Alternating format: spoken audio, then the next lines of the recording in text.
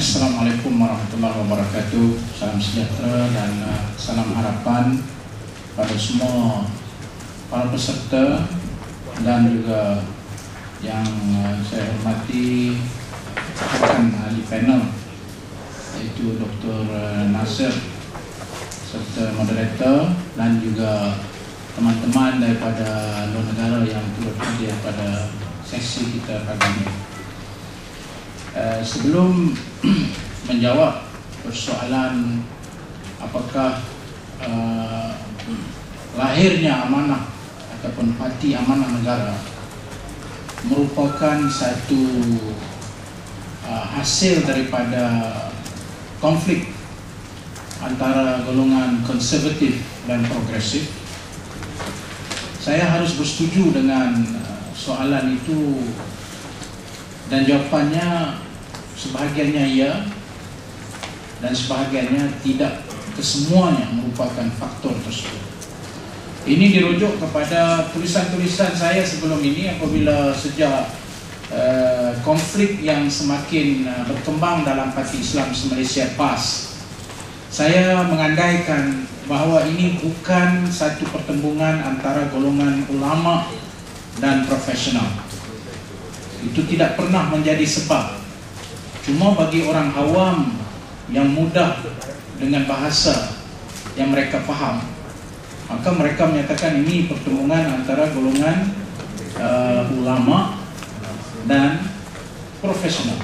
Tapi the underlying conflict yang di bawah, yang tidak dilihat itu, hakikatnya adalah merupakan pertembungan antara kelompok yang progresif, mau melihat, menafsir semula ideologi ataupun asas Islam yang dijadikan sebagai prinsip, dengan kelompok yang mahu mengekalkan tanpa bersedia untuk mendefinisi semula wacana dan juga teori politik Islam. Itu hakikat sebenarnya, sehingga melahirkan satu gerakan reform dalam Parti Islam se-Malaysia yang sudah wujud sejak tahun 1953, menyebabkan konflik itu tidak dapat dielakkan lagi. Dan ketika itu berlaku, maka jadilah perkara biasa dalam mana-mana organisasi. Tetapi yang luar biasanya ialah apabila pimpinan gagal untuk mengendalikan, maka lahirlah akhirnya satu kelompok baru dalam Parti Islam yang mahu mendefinisi semula segala fahaman-fahaman yang dipakai selama ini kepada satu kerangka baru, serta yang lebih berpijak di medan operasi mereka, yakni dalam maksud kerangka negara bangsa Malaysia. Itu hakikatnya kalau mau menjawab persoalan mengapa lahirnya konflik dan hakikatnya serta the undercurrent issue yang sedang berlaku. Namun saya mahu menjangkau lebih besar daripada itu jika diizinkan, iaitu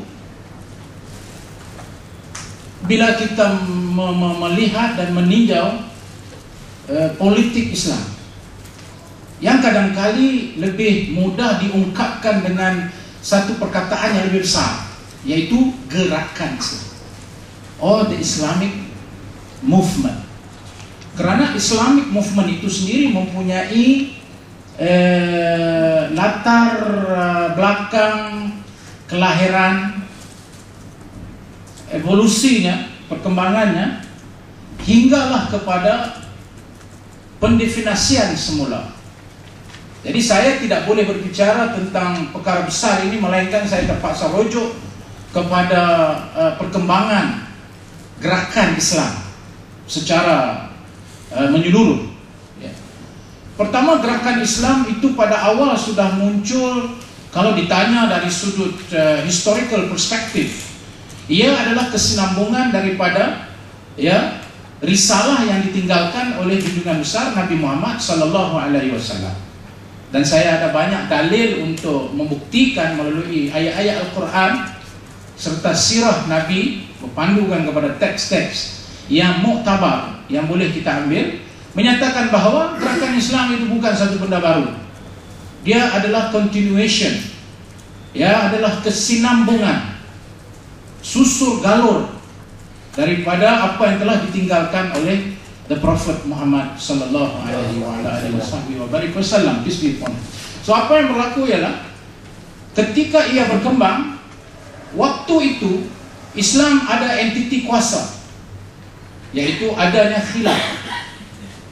Maka dalam khilafah itu tertegak satu sistem politik yang memberi perlindungan kepada umat Islam yang dinamakan sebagai the Caliphate system. Dan sejarah dia panjang. Saya terus masuk kepada jatuhnya khilafah pada tahun 1924. Maka lahirlah satu pendefinisian semula untuk mengembalikan politik Islam dalam konteks perlindungan dan dalam konteks kolonialisme yang berlaku ketika itu, dalam kelemahan umat Islam. Dan ketika itu lahirlah satu konsep gerakan yang mahu mengembalikan kegemilangan Islam itu hasil daripada penjajahan dan kelemahan umat Islam. Dan boleh kita namakan gerakan awal yang telah muncul dalam waktu keruntuhan itu ialah gerakan Ikhwanul Muslimin pada tahun 1928. Jadi, any political analysis, any studies or research on the Islamic movement in the modern era must start with the issue of how Ikhwanul Muslimin arises under the rubbles of Khilafah. Nah, itu kita kena faham dari sudut kajiannya begitu. Dan dia berkembang memberi kesan kepada seluruh dunia. Lahirnya kemudian Jamaat Islam. Sebelumnya awal di Indonesia, lahirnya Masyumi, lahirnya Sarekat Islam. Semua itu membawa satu retorik Islam yang saya tinggal berapa minit ini? Saya sedang menceritakan perkembangan sejak tahun 20-an dan saya hanya ada 10 minit. Bayangkan. Jadi saya coba ringkaskan. Sejak daripada itu mulanya satu idea pan-Islamism dalam konteks global. Dan dia mencernakan dirinya dalam gerakan apa? Gerakan kemerdekaan. Maka lahirlah ya Sarekat Islam, Sarekat Masyumi, lahirlah gerakan di Malaysia ini Hizbul Muslimin contohnya. Dan juga di rantau lain seperti Jamaat Islami dan sebagainya. Maka dari situ mulalah gerakan Islam melihat kepada isu sebenar yang berlaku, yaitu menuntut kemerdekaan. Dan ini tidak lari daripada apa yang Islam tuntut, yaitu kemerdekaan. Apa yang Islam tuntut, yaitu kebebasan ya. Maka kemudian daripada itu kita tahu ia bertembung dengan satu kelompok di kalangan umat Islam yang mau menamakan diri mereka lebih kepada nasionalis daripada orang yang terang menyebut dasar kami adalah Islam. Maka akhirnya kita melihat pada zaman post kemerdekaan betapa gerakan Islam telah di sideline dalam konteks pengisian. Malah lebih buruk daripada itu, Ikhwanul Muslimin melalui satu tribulasi besar ketika mereka dipenjara, ketika orang seperti Syahid Said Qutb rahimahullah dan juga Abdul Qadir Auda dan nama-nama besar yang dipenjara kerana membawa satu pemikiran reform bahawa ini bukan kemerdekaan yang mereka mahu. Kemerdekaan yang mereka tuntut bukan untuk melahirkan kuku besi. Maka mereka bangkit dengan perjuangan yang kali ini bukan melawan penjajah tetapi melawan pemimpin-pemimpin kuku besi. Ya, dan kemudian daripada itu kita tengok dia berkembang kepada satu tahap apabila adanya democratization.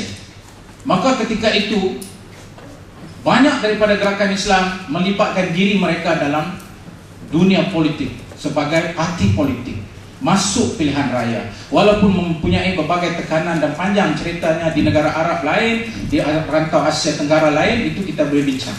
Tapi yang lebih penting saudara-saudaraku sekalian ialah post kemerdekaan yang melihat gerakan Islam di sideline, kita tengok pula proses democratization yang berlaku apabila kita tengok gerakan Islam bukan saja sekarang ini, pada dekad-dekad 90-an, bukan sahaja di sideline, tapi sekarang mereka sudah mula participate, mereka sudah mula engage in political process. Dan saya harus berbangga, parti lama saya dalam konteks itu, saya memberi keadilan bahwa dia adalah antara gerakan Islam dalam konteks parti politik yang lebih awal terlibat dalam political engagement.